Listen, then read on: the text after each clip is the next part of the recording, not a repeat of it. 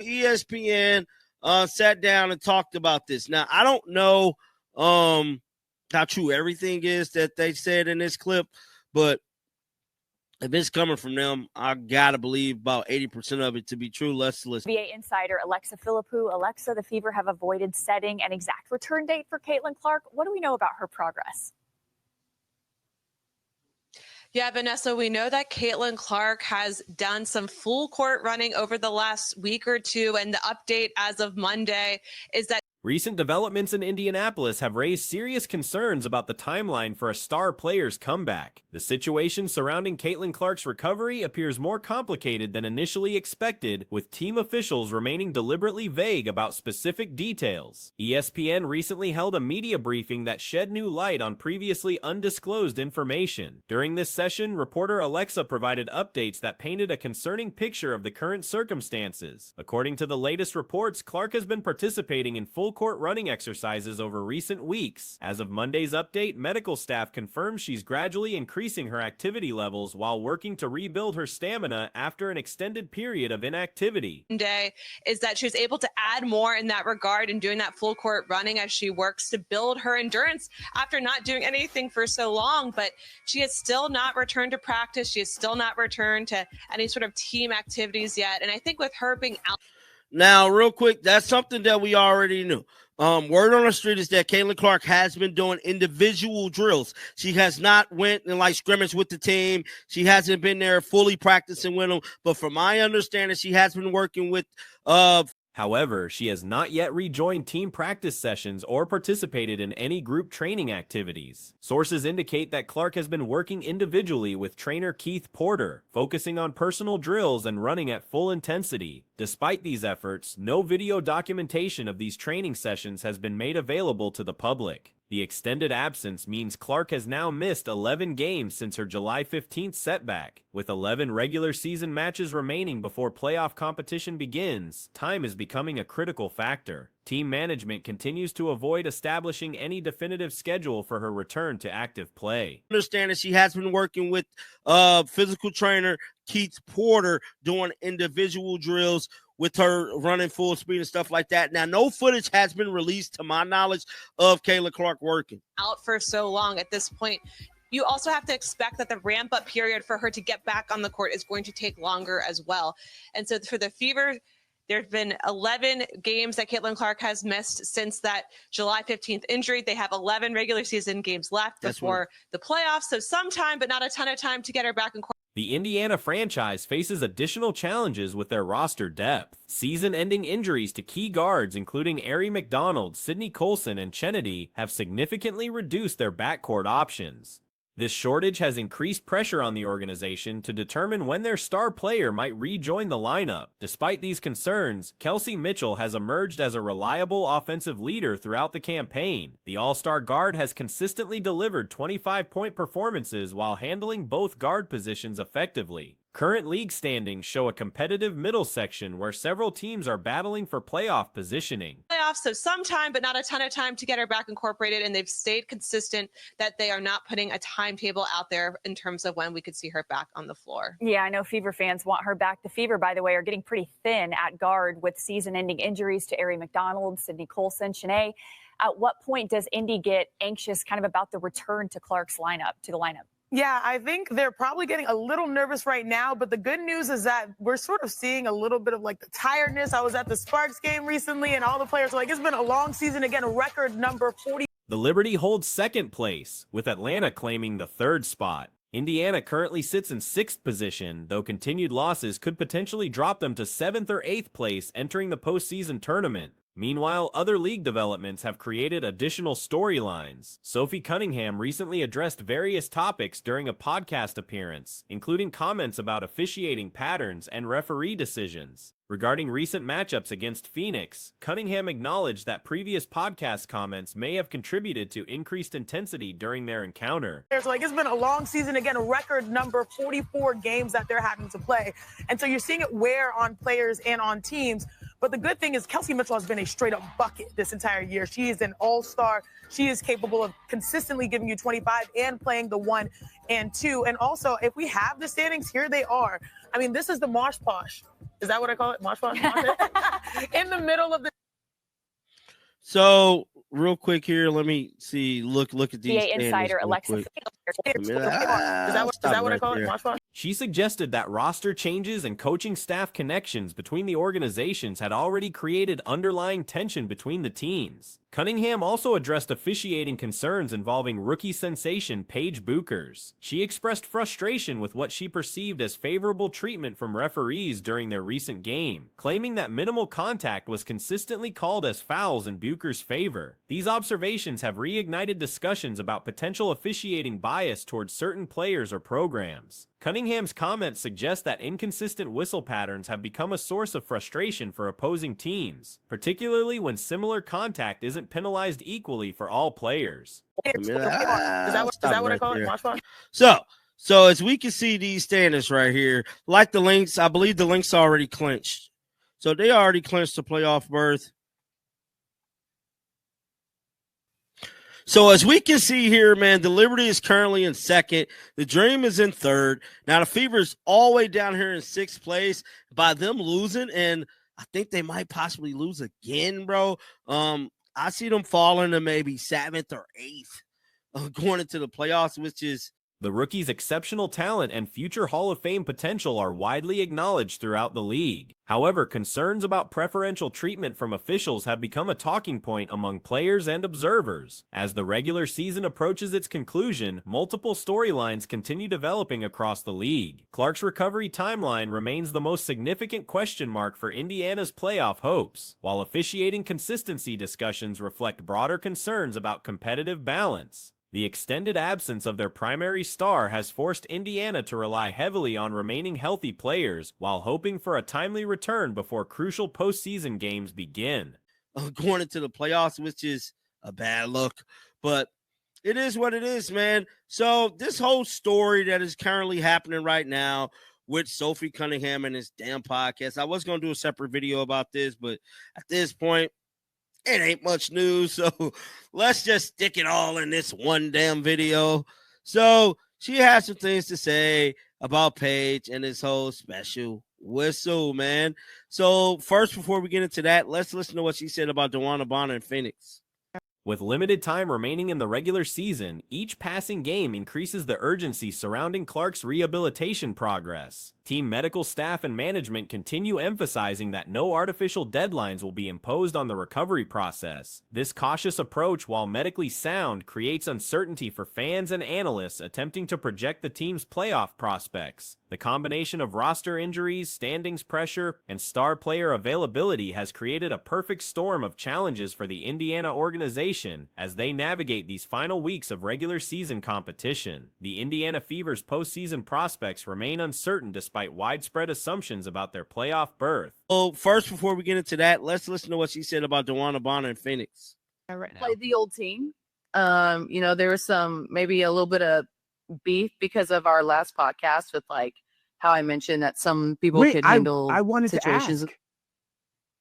Mm-hmm. Do you think that was because of what you said last week? Hell yeah, 1,000%.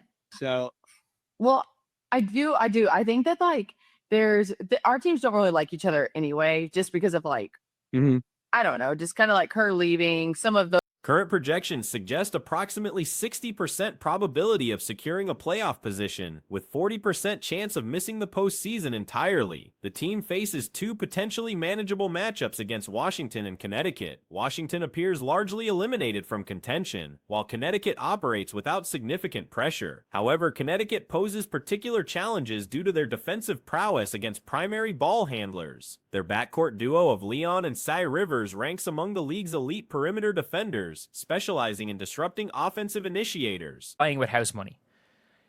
What the Sun are really, really good at, unfortunately, is they are really good at pressuring weak ball handlers. That is their whole MO. That's how they beat us the first time. They have Layla Lacan and Sinai Rivers. Two of the best guard defenders in the WNBA. They are extremely good at stopping guards. At stopping lead ball handlers. Like Sabrina went for 36. But Sabrina just absolutely lit them up.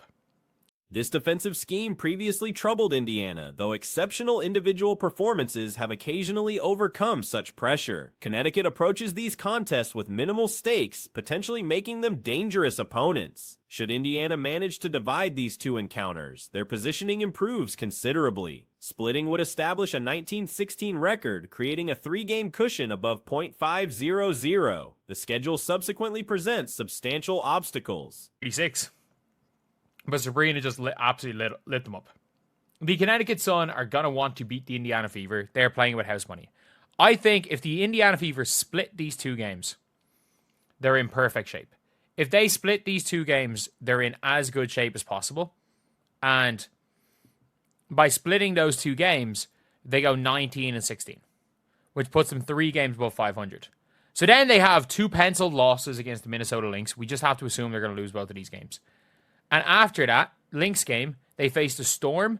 2 anticipated defeats against Minnesota appear inevitable given their current form. Following Minnesota, Seattle presents another postseason contender, leading to critical late-season encounters on August 30th and September 1st. Caitlin Clark's return timeline creates additional uncertainty. Her comeback during a challenging road stretch seems unlikely, particularly given the demanding 3-game away series against playoff competitors in Phoenix, who remain motivated spoilers. Clark's absence during this crucial period could prove decisive. That Lynx game, they face the Storm, and then the most important stretch of the year, August 30th and September the 1st.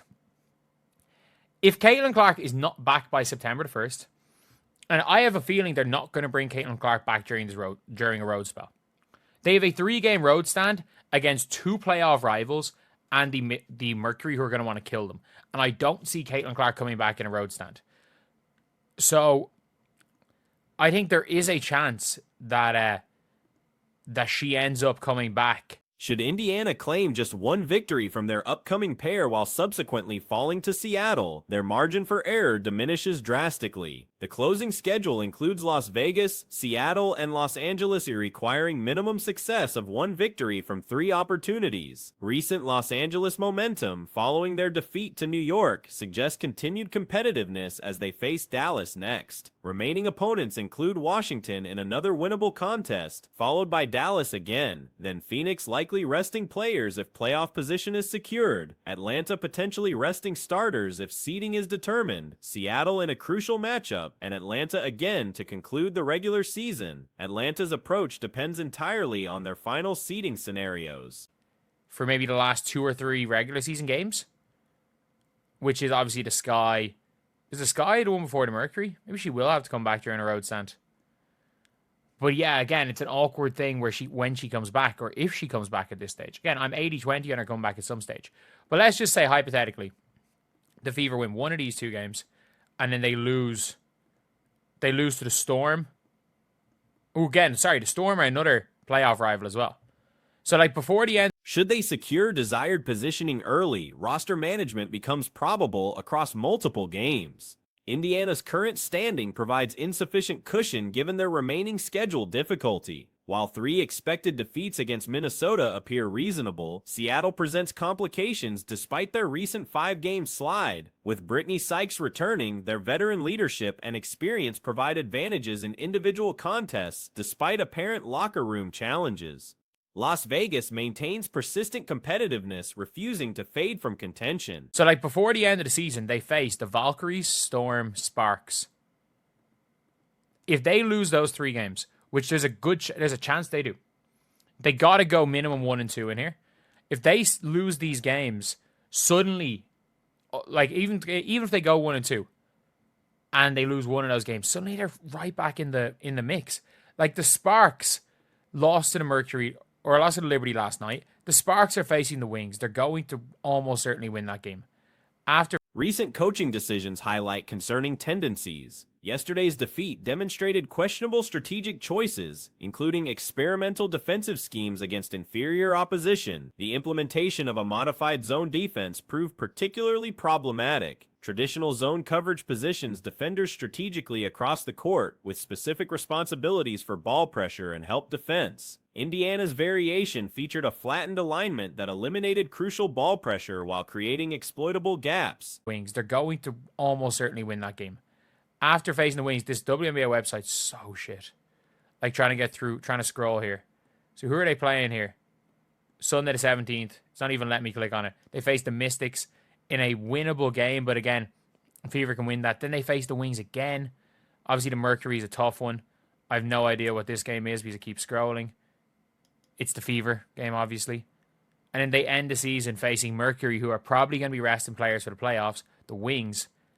Or, sorry, not that one. They face the Dream. This modified scheme relied heavily on opponent mistakes rather than sound defensive principles. The flattened formation created vulnerable spots typically covered in standard zone defenses. Weak side rotations became compromised, allowing easy ball movement and open corner opportunities. Dallas exploited these weaknesses effectively, with Paige Becker's passing ability particularly damaging against such schemes. Player expectations regarding playoff participation may prove premature. Who are probably going to be resting players for the playoffs. The Wings. Or, sorry, not that one. They face the Dream, who are going to be resting players for the playoffs. The Storm in a big game. And the Atlanta Dream again. So there's a chance the Dream just sit players for 2 games. If the Dream are set in that 3rd seed, I don't know if they will be. If they're set in that 3rd seed by then, they might sit players for a few games.